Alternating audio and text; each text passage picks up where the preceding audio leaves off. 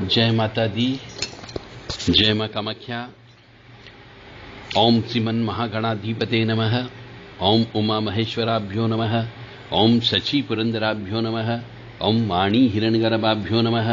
ओम लक्ष्मी नारायणाभ्यो नमः। ओम कुल देवताभ्यो नमः। ओम इष्ट देवताभ्यो नमः। ओम ग्राम देवताभ्यो नमः। ओम स्थान देवताभ्यो नमः। ओम स्थापित देवताभ्यो नमः। ओम सर्वेभ्यो देवेभ्यो नमः। ओम सर्वेभ्यो तीर्थेभ्यो नमः। ओम सर्वेभ्यो ब्राह्मणेभ्यो नमः। ओम सर्वेभ्यो ऋषिभ्यो नमः। ओम सर्वेभ्यो सिद्धाय नमः। ओम नवग्रह देवताभ्यो नमः। ओम वास्तु देवताभ्यो नमः। ओम गुरुभ्यो नमः। ओम मातृपितृचरण कमलेभ्यो नमः। ओम सर्वेभ्यो पितृभ्यो नमः। ओम चतुष्षष्टि योगिनी देवेभ्यो नमः। ओम षोडश मातृका देवेभ्यो नमः। ओम सप्तघत मातृका देवेभ्यो नमः। ओम क्लीं कृष्णाय नमः। ओम बम भैरवाय नमः। ओम छम क्षेत्रपालाय नमः। हम हनुमते नमः। क्रीं कालिकाय नमः। ओम उग्रवीरं महाविष्णुं जलंतं सर्वतोमुखं नरसिंहं भीषणं भद्रं मृत्युं नमाम्यहम्। ओम ह्रीं व्रजनख द्रष्टायुधाय महासिंहाय। ओम देव राधा ट्रस्ट सत्यवाणी चैनल।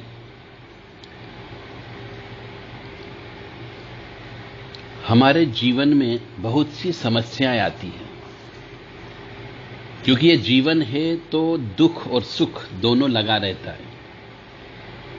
जैसे एक गाड़ी, स्कूटर चलती है, साइकिल चलती है तो दो पहियों पे चलती है। एक सिक्का होता है, उसके दो पहलू होते हैं, एक चित होता है, एक पट होता है। दिन और रात होते हैं, सुख और दुख होता है। इसी प्रकार से मनुष्य के जीवन में भी ऊंच नीच चलती ही रहती है। यह सब अपने मनुष्य के कर्म के अनुसार, पिछले जन्म के कर्म के अनुसार, प्रारब्ध कर्म के अनुसार, संचित कर्म के अनुसार उसके जीवन में दुख और सुख दोनों आता है।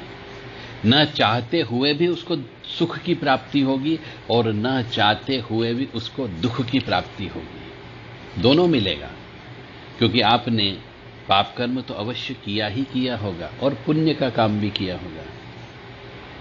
तो ये समस्या जो आती है, इन समस्या को सहन करने की शक्ति प्राप्त करने के लिए हमारे यहां पर शास्त्रों में जितने भी पुराण हैं, वेद हैं और जिन जिन प्रबुद्ध बुद्धिजीवी शास्त्री ज्ञानी पुरुषों ने, ऋषि मुनियों ने व्याख्या की है, वो व्याख्या में बहुत सी जगह कुछ उपाय कह सकते हैं, टोने टोटके कह सकते हैं, ये बताए गए हैं। तो किसी मनुष्य के जीवन में संपूर्ण जीवन भर वो कठिनाई से ही जूझता रहता है। उससे बात करो तो ये कहता मैंने जिंदगी में कभी सुख देखा ही नहीं। तो क्यों सुख नहीं देखा? जब बचपन में थे, माता पिता के साथ थे तो भी तकलीफ में थे। विवाह हो गया तो पत्नी ने तकलीफ दे दी, बच्चे हो गए तो बच्चे ने तकलीफ देना प्रारंभ कर दी। और आज भी बच्चों का जब विवाह हो गया तब तक बच्चे तकलीफ दे रहे हैं। यानी जिंदगी में सुख नहीं देखा, परंतु भगवान ने सुख तो दिया, परंतु वो सुख को महसूस नहीं कर रहे। कैसे? कि ईश्वर ने उनको अच्छे से पढ़ा लिखा दिया, ये सुख है। बहुत से व्यक्ति तो पढ़ लिख नहीं पाते। ईश्वर ने उनको कई व्यवसाय चलवा दिया या सर्विस लगवा दी, यह भी एक सुख होता है, परंतु वो सुख को महसूस नहीं करता, दुख को ज्यादा याद करता है। इसलिए वो कहता मैंने जीवन में कभी सुख देखा ही नहीं। जबकि यह भी एक बहुत बड़ा सुख होता है कि सर्विस लग जाना या व्यवसाय चल जाना, धन की कमी नहीं होना, यह भी बहुत बड़ा सुख होता है। विवाह हो जाना, यह भी बहुत बड़ा सुख है। यदि किसी पुरुष को या किसी स्त्री को विवाह हो जाता है तो इससे बड़ा कोई सुख हो ही नहीं सकता। परंतु वो मनुष्य जिसका विवाह हो गया वो ये महसूस ही नहीं करता कि मेरा विवाह का सुख है। वो हमेशा रोता ही रहता कि भगवान ने मुझे कष्ट ही कष्ट दिया, जीवन में मैंने सुख नहीं देखा। तो ये पत्नी के साथ सोना सुख नहीं होता, पत्नी की सेवा, पत्नी से सेवा कराना सुख नहीं है। आपके घर में कोई स्त्री है, यदि वो आपको भोजन बना के दे रही, घर को अच्छा रख रही, ये भी आपका सुख होता है। परंतु व्यक्ति उस सुख को गिनता नहीं है। फिर बच्चे पैदा होना भी एक तरीके का सुख होता है।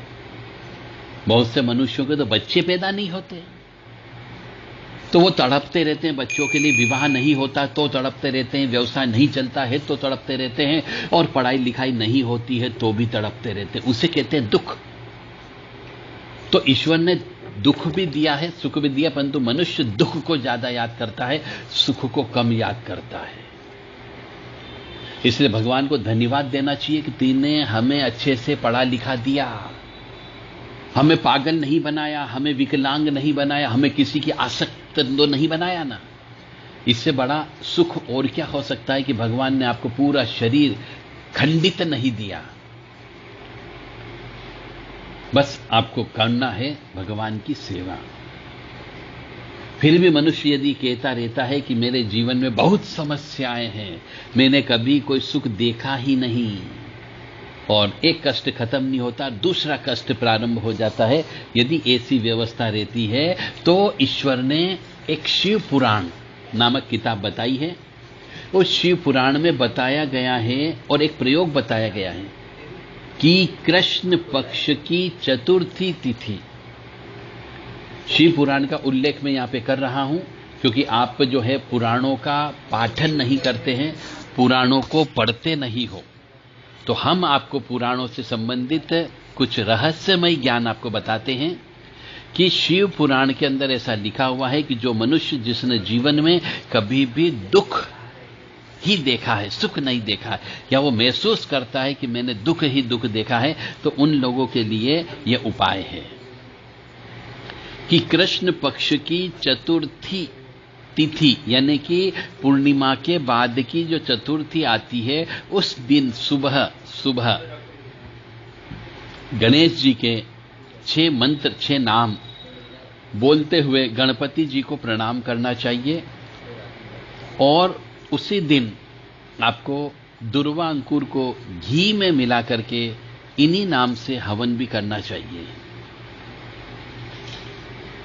तो जिससे हमारे घर में ये बार बार कष्ट आना, बार बार समस्या आना, ये सब समाप्त हो जाती है और आपको सुख की प्राप्ति होती है।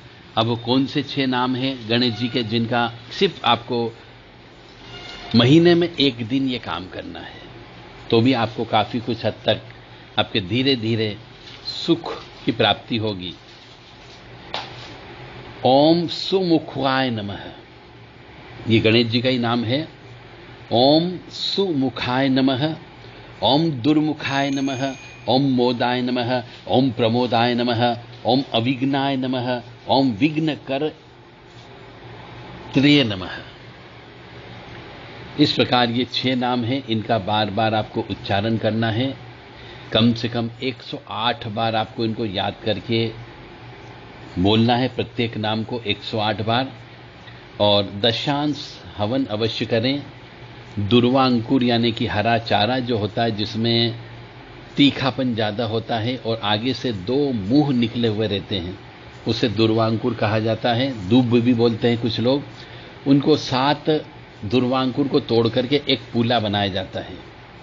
उस पूले को घी में, गाय के घी में डुबो डुबो करके इन्हीं नाम से आपको दशांश यानी प्रत्येक मंत्र से आपको 11-11 आहुति देना है। ऐसा करने से आपके दुखों का नाश हो सकता है, ऐसा हमारे शिव पुराण में कहा गया है। तो शिव पुराण में लिखी गई बातें काफी कुछ हद तक प्रयोग करने पर सत्य साबित हुई है, तो आप भी ये प्रयोग करें और अपनी समस्याओं से निजात पा सकते हैं। मेरा धर्म था आपको ज्ञान देना, मैंने आपको ज्ञान दे दिया। अब इस ज्ञान को लेना या नहीं लेना आपके ऊपर निर्भर करता है। चूंकि भगवान ने आपको बुद्धि दी है, विवेक दिया है, सोचने समझने की शक्ति दी है, आपको पढ़ाया लिखाया भी है, तो आप खुद सोचें कि यह कार्य करना है या नहीं करना है। अन्यथा जो आपके भाग्य में लिख दिया है वो तो होगा ही होगा, परंतु मनुष्य को अपने कष्टों को दूर करने के लिए, अपनी समस्याओं को दूर करने के लिए प्रयास तो करते रहना चाहिए। जय माता दी, जय मां कामाख्या।